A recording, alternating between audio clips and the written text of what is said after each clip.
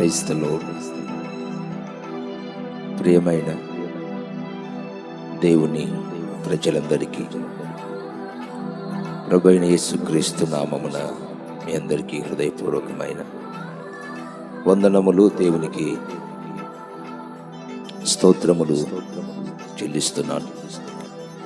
ఈ రీతిగా మరొకసారి మీ మధ్యలోనికి రావటానికి దేవుడు నాకు అనుగ్రహించిన ఈ శ్రేష్టమైన ప్రత్యక్షత కృపను బట్టి దేవుణ్ణి నేను ఎంతగానో ఘనపరుస్తున్నాను.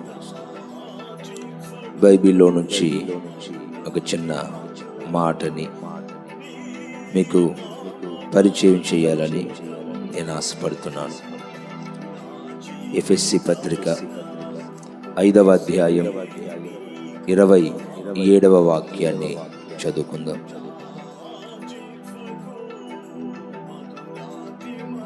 ఎఫెసీ పత్రిక 5వ అధ్యాయం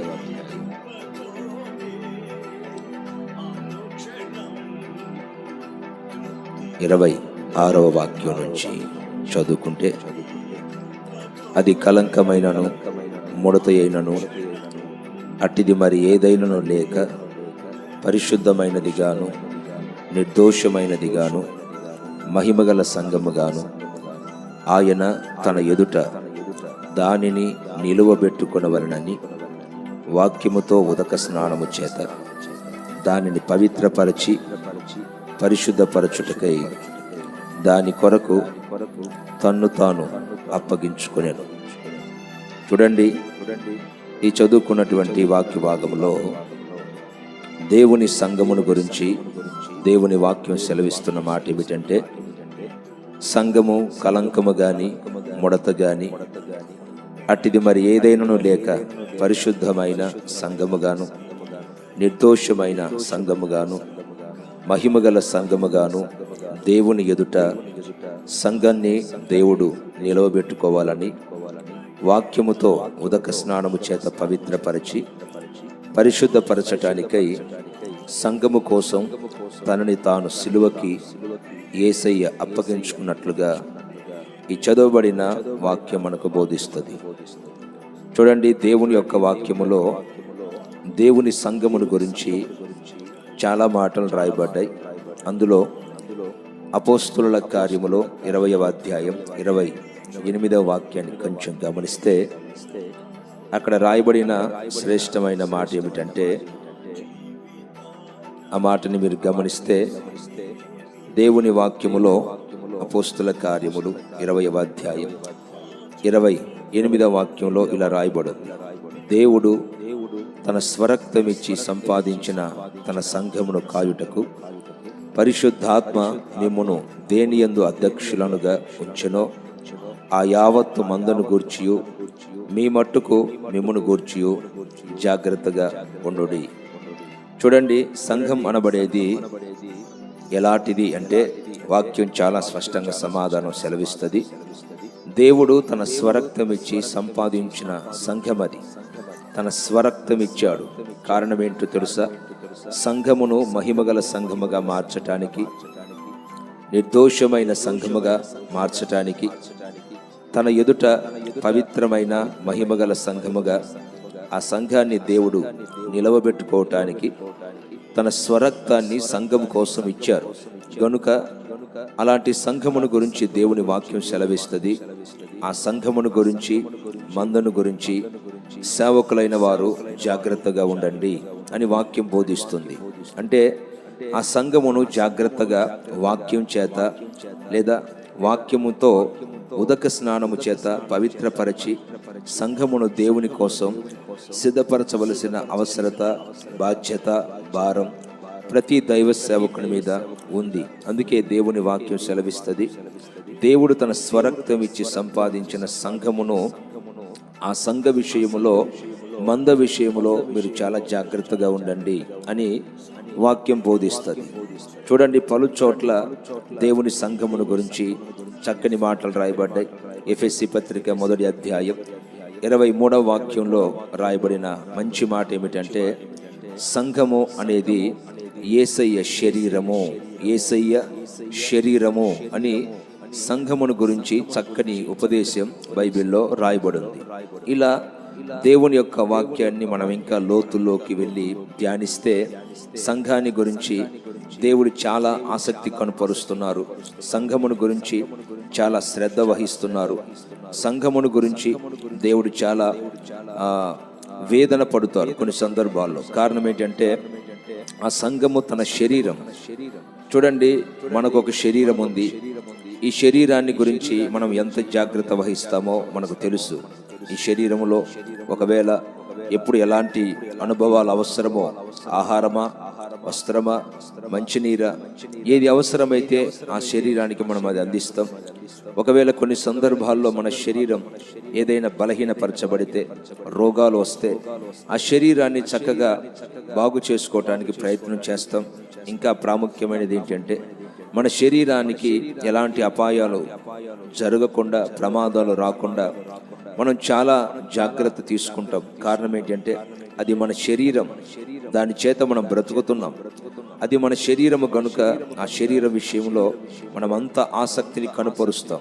ఇంకా ఒక లోతైన ఉపదేశం ఏంటంటే వాక్యం సెలవిస్తుంది, ఈ శరీరాన్ని కాపాడుకోవటానికి కొన్ని సందర్భాల్లో మన డబ్బంతా ఇచ్చివేస్తాం, మన ఆస్తినంతా ఇచ్చివేస్తాం, మన వెండి బంగారములన్నీ కూడా ఒకవేళ నష్టపోయినా పర్వాలేదు, కానీ ఈ శరీరాన్ని రక్షించుకోవాలి అని కోరుకుంటాం. కారణం ఏంటంటే అది మన శరీరము గనుక.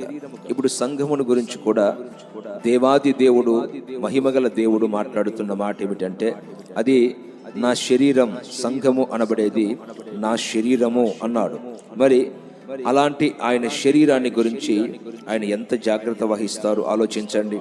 మరి దేవుని వాక్యం చెప్పేది ఏంటంటే ఆ శరీరాన్ని రక్షించుకోవటానికి, ఆ శరీరాన్ని కాపాడుకోవటానికి, అదిగో తన శరీరం అనబడే సంఘము కోసం దేవాది దేవుడు మహిమను విడిచిపెట్టి, మహామహిమను విడిచిపెట్టి ఈ లోకానికి శరీరధారిగా, రిక్తునిగా, దీనునిగా దిగివచ్చారు. దిగివచ్చిన ఆయన కలువరి శిలువలో తన రక్తాన్ని చిందించారు.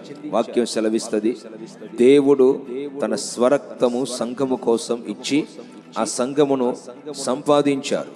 ఒకవేళ దాన్ని మన పరిభాషలో మాట్లాడుకోవాలి అంటే, ఒకవేళ మన జీవితం అంతా ఇచ్చేసి ఒకవేళ మనం ఏదైనా ఒక ఆస్తిని సంపాదించుకుంటే ఆ ఆస్తిని ఎంత జాగ్రత్తగా కాపాడుకునే ప్రయత్నం చేస్తాం ఆలోచించండి ఒకసారి. భూ సంబంధంగా ఒకవేళ నీ జీవితంలో 1 సంవత్సరం కష్టపడి 1,00,000 రూపాయలు సంపాదిస్తే ఆ 1,00,000 రూపాయలు కాపాడుకోవటానికి నువ్వు చాలా ప్రయత్నం చేస్తావు. ఒకవేళ ఆ 1,00,000 రూపాయలు ఎవరైనా శత్రువులు దోచుకోవాలి అనుకుంటే వారితో పోరాడుతావు, ప్రయాసపడుతావు, రక్తం కారుస్తావు. కారణం ఏంటంటే నీవు సంవత్సర కాలం కష్టపడి కొంత డబ్బుని సంపాదించుకున్నావు. ఆ సంపాదించుకున్నటువంటి డబ్బుని ఒకవేళ దొంగలు ఎవరైనా దొంగిలించే ప్రయత్నం చేస్తే నీవు అలా చూస్తూ ఊరుకోవు, దానికోసం పోరాడుతావు. సాధ్యమైనంత వరకు అది దొంగల చేతుల్లో పడకుండా, అది శత్రువులు ఎత్తుకొని వెళ్ళిపోకుండా, అది నష్టపోకుండా దాన్ని కాపాడుకునేటువంటి ప్రయత్నం నువ్వు చేస్తావు. మరి శరీర సంబంధంగా 1 సంవత్సర కాలం ప్రయాసపడి సంపాదించుకున్న 1,00,000 రూపాయల్ని నువ్వు కాపాడుకోవటానికి అంత శ్రద్ధ వహిస్తే, ఇప్పుడు దేవాది దేవుడు సంఘమును సంపాదించుకోవటానికి మహామహిమను విడిచి భూలోకానికి ఒక మనిషిగా దిగి వచ్చారు. ఆయన మహిమనంతా విడిచిపెట్టి ఈ లోకమునకు ఒక రిక్తునిగా, దీనునిగా, శరీరధారిగా మహిమనంతా విడిచిపెట్టి లోకానికి యేసయ్య దిగి వచ్చారు. మరి దిగి వచ్చి ఆయన తన స్వరక్తమును చిందించారు. మరి చిందించి ఆ స్వరక్తమిచ్చి దేవుడు సంపాదించుకున్న తన సంఘము విషయములో దేవుడు ఎంత జాగ్రత్త వహిస్తారో ఆలోచించండి. ఈ రోజున ఎన్నో సంఘాలు భూమి మీద ఉన్నాయి. ఎందుకంటే ఒక సేవకులముగా పలు సంఘాల్లో మేము తిరుగుతూ ఆయా సంఘాల విశ్వాసుని గమనిస్తూ ఉన్నప్పుడు ఒక్కొక్క సంఘములో ఒక్కొక్క రకమైన సమస్య, ఒక్కొక్క సంఘములో ఒక్కొక్క రకమైన స్వభావము కలిగిన ప్రజలు, ఒక్కొక్క సంఘములో కొన్ని సంఘాలని గమనిస్తున్నప్పుడు ఇది సంఘమేనా, విశ్వాసులేనా, వీరు దేవుని ప్రజలేనా, వీరు దేవుని స్వరక్తం చేత రక్షించబడిన లేదా సంపాదించబడిన సంఘమేనా అనేటువంటి ఆలోచన పలు సందర్భాల్లో దైవ సేవకులుగా మా గుండెల్ని కలిచివేస్తుంది. కారణం ఏంటంటే వారి హృదయపు స్వభావాలు, వారి ప్రవర్తనలు, వారి మాటలు, వారు సంఘ విశ్వాసులతో నడిచే అనుభవాలు, సంఘములో వారి ప్రవర్తించేటువంటి ప్రవర్తన, సేవకులతో నడిచే అనుభవాలు, అంటే సంఘం అనబడే దేవుని శరీరములో ఇష్టానుసారంగా మాట్లాడేవాళ్ళు, ప్రవర్తించేవాళ్ళు, జీవించేవాళ్ళు. చూడండి, ఇది దేవుని శరీరం అన్నాడు. ఈ దేవుని శరీరమును దేవుడు స్వరక్తం ఇచ్చి సంపాదించుకున్నారు. మరి అలాంటి దేవుని సంఘములో, శరీరములో స్వరక్తం ఇచ్చి సంపాదించుకున్న సంఘములో ఇష్టానుసారంగా ప్రవర్తిస్తే దేవుడు ఊరుకుంటారా? దేవుని వాక్యం సెలవిస్తుంది, జీవము కలిగిన దేవుని సంఘములో ప్రజలు ఎలాగో ప్రవర్తించాలో వారు నేర్చుకోవాలి అన్నారు. అంటే ఎలా పడితే అలా ప్రవర్తిస్తే దేవుని ఉగ్రత దిగి వచ్చే ప్రమాదం పొంచి ఉంది. అందుకే ఈ రీతిగా సంఘాలను, చాలా సంఘాలను మేము గమనించి గుండెల్లో వేదన పడి, సంఘం అంటే ఇది కాదు కదా, సంఘం అంటే ఇలా ఉండకూడదు కదా, సంఘం అంటే ఈ అనుభవాల్లో నడవకూడదు కదా అని వేదన చెంది దేవుని సన్నిధిలో ప్రార్థించినప్పుడు దేవుడు ఒక చక్కటి ఆలోచన ఇచ్చారు. ఆ ఆలోచనతో ఇలా మేము ముందుకు వస్తున్నాం. చూడండి, సంఘం అంటే ఏంటి, అసలు ఎలా ఉండాలి, సంఘం యొక్క అనుభవాలు ఎలా ఉండాలి అనేది బైబిల్లో ఒక చిన్న మాటని పరిచయం చేస్తాను. అపోస్తుల కార్యములు 5వ అధ్యాయం 11వ మాట. ఇందులో ఒక మంచి మాట రాయబడింది. బైబిల్ కలిగిన వారు బైబిల్ తీసి అపోస్తుల కార్యములు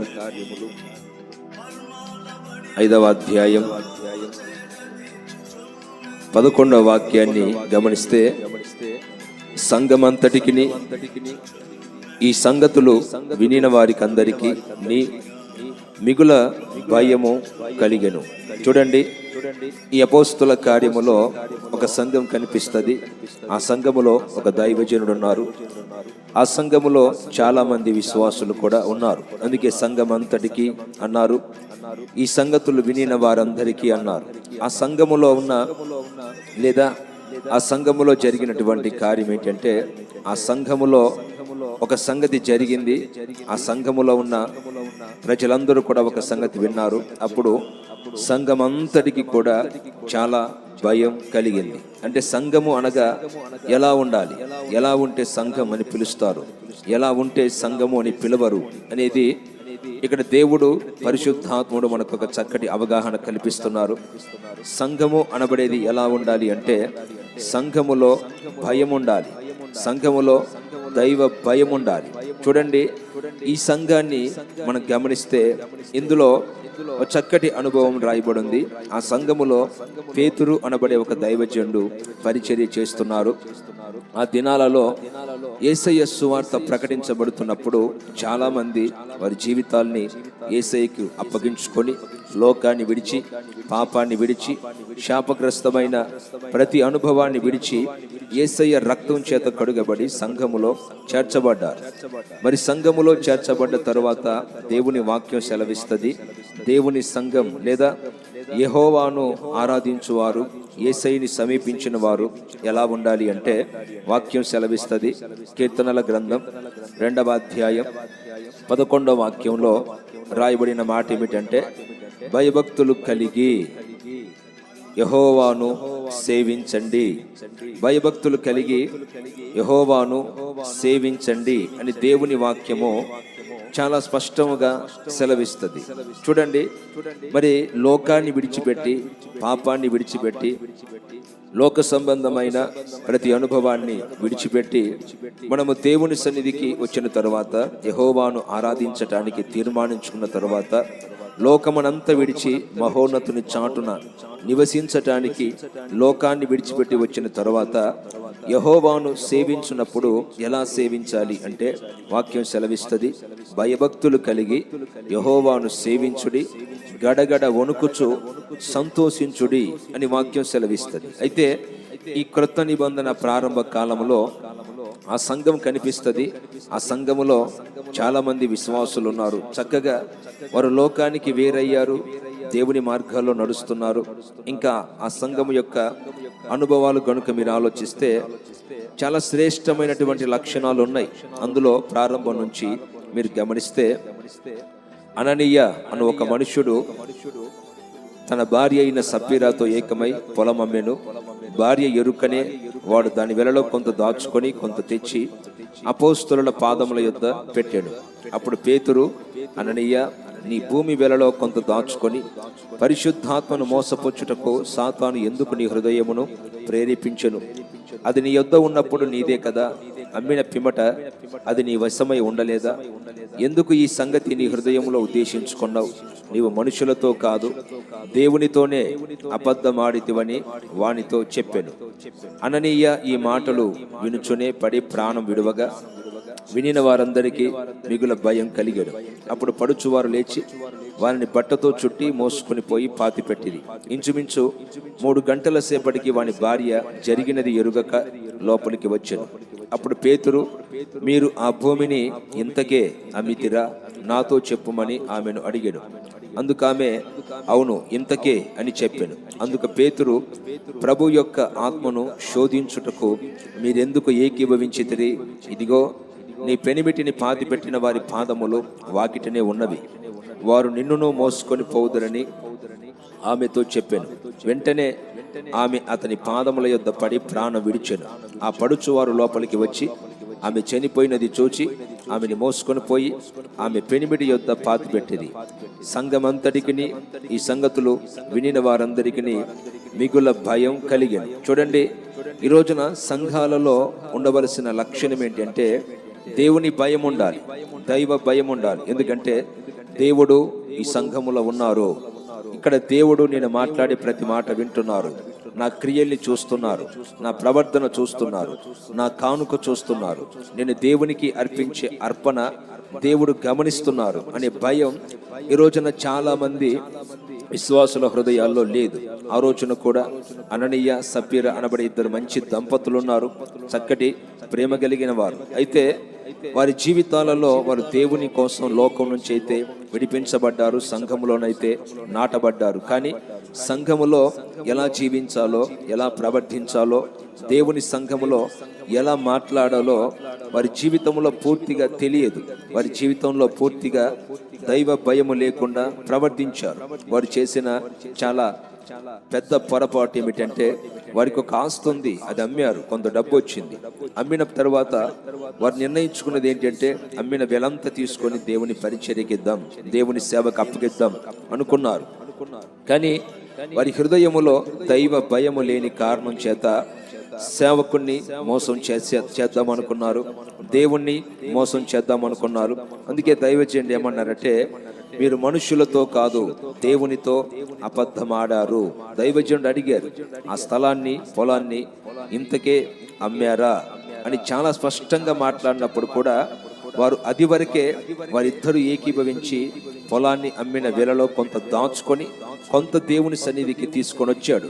అయితే దేవుడు ఎవరిని ముందుగా శిక్షించాడు, ముందుగా మాట్లాడుతారు. ఆయన అడిగారు, సేవకుడి ద్వారా దేవుడు మాట్లాడి ఏమన్నారంటే, ఆ పొలాన్ని ఇంతకే అమ్మారా అని దేవుడు స్పష్టంగా మాట్లాడినప్పటికీ అననీయ హృదయంలో భయం రాలేదు. ఎందుకంటే ఒకవేళ తన మనస్సాక్షి తనతో మాట్లాడి ఉంటుంది. పేతురు అతనితో ఆ సందర్భాన్ని గురించి, సన్నివేశాన్ని గురించి మాట్లాడుతున్నప్పుడు తన హృదయములో తన మనస్సాక్షి తనను ప్రశ్నించుంటది ఖచ్చితంగా. ఎందుకంటే దేవుడు ఖచ్చితంగా నాతో మాట్లాడుతున్నాడు, దైవ సేవకుని ద్వారా, దైవజనునిలో దేవుడు ఉండి నాతో ఆయన మాట్లాడుతున్నారు అనే వివేచన పూర్తిగా అననీయ కోల్పోయాడు. దైవజనుడు అన్నాడు, ఇంతకీ అమ్మారా అన్నప్పుడు వెంటనే పశ్చాత్తాప పడవలసిన అవసరం ఉంది.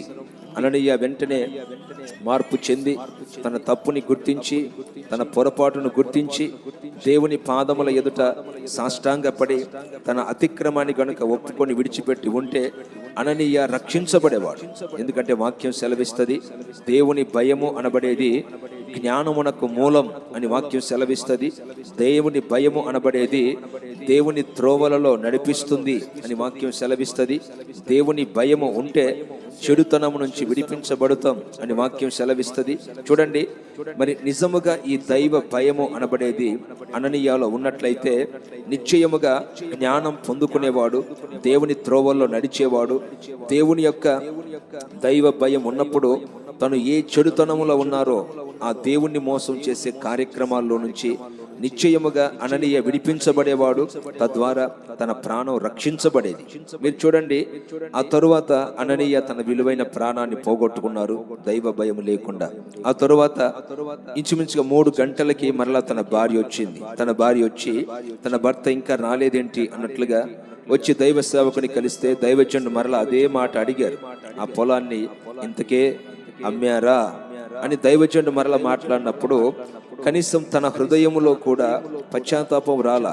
అయ్యో, దేవుడు ఎందుకు ఇలా మాట్లాడుతున్నాడు, లేదా ఒక దైవజనుడు ఎందుకు ఇలా మాట్లాడుతున్నాడు అనే ప్రస్తావన ఆమె హృదయములో ఏమాత్రము రాలేదు. వాక్యం సెలవిస్తుంది, దేవుని భయం ఉన్నప్పుడు జ్ఞానం వస్తుంది. దేవుని భయం ఉన్నప్పుడు, దేవుని త్రోవల్లో నుంచి మనం తప్పిపోతున్నప్పుడు దేవుడు మనతో మాట్లాడుతారు. దేవుని భయం ఉన్నప్పుడు మనం ఏ చెడుతనములో ఉన్నామో గుర్తించి దానిలో నుంచి బయటికి రావటానికి మనం ప్రయత్నం చేయటానికి ఆత్మ దేవుడు సహాయపడతారు. కానీ ఈ సపీరా కూడా తన హృదయములో ఎలాంటి భయము లేదు గనుక, దైవ జ్ఞానము కూడా రాలేదు, భయము లేదు గనుక తన మార్గం తప్పిపోయినా కూడా అదే మార్గంలో వెళ్ళింది, కానీ దేవుని త్రోవల్లోకి రావటానికి ప్రయత్నం చేయలేదు.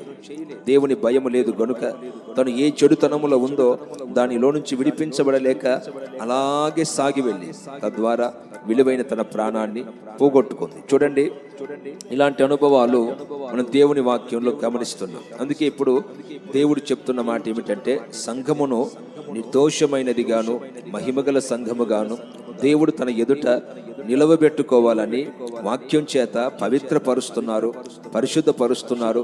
ఇదిగో ఇలా చేయటానికి దేవాది దేవుడు కలువరి శిలువకి దిగివచ్చి తనని తాను అప్పగించుకున్నారు. అది ఆయన శరీరం. దానికోసం యేసయ్య తన రక్తమును చిందించారు. గనుక ఈ సంఘములో మనం చక్కగా భయముతో ప్రవర్తించగలిగితే దేవుని ఆశీర్వాదాలు మన జీవితాల్లో చూస్తాం. భయము కలిగిన వ్యక్తులను దేవుడు నిశ్చయముగా ఆశీర్వదిస్తారు. బైబిల్లో దైవ భయం కలిగిన వ్యక్తులు చాలా మంది ఉన్నారు.